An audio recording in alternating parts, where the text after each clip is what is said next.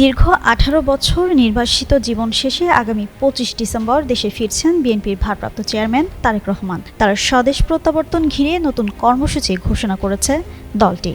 মঙ্গলবার বিকেলে গুলশানে বিএনপির নতুন কার্যালয়ে এক সংবাদ সম্মেলনে এই কর্মসূচির ঘোষণা দেন বিএনপির ভারপ্রাপ্ত চেয়ারম্যানের উপদেষ্টা মাহাদি আমিন। জানান, তারেক রহমানের দেশে ফেরা উপলক্ষে টানা ১০ দিনব্যাপী রিল মেকিং প্রতিযোগিতার আয়োজন করেছে বিএনপি। মোট ১১টি নির্ধারিত থিমে যেকোনো একটি বিষয়ে রিল তৈরি করতে হবে। প্রতিযোগিতায় সেরা ১০ জন অংশগ্রহণকারী একটি অনুষ্ঠানে তারেক রহমানের সঙ্গে একান্ত আলাপের সুযোগ পাবেন।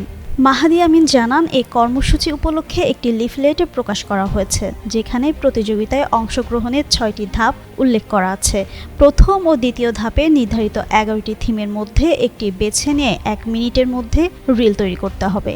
তৃতীয় ও চতুর্থ ধাপে অংশগ্রহণকারীদের ঠিক করতে হবে তারা কোন সামাজিক যোগাযোগ মাধ্যম ফেসবুক, ইউটিউব, ইনস্টাগ্রাম বা টিকটকে অংশ নেবেন এবং নিজ নিজ অ্যাকাউন্টে রিলটি পোস্ট করতে হবে।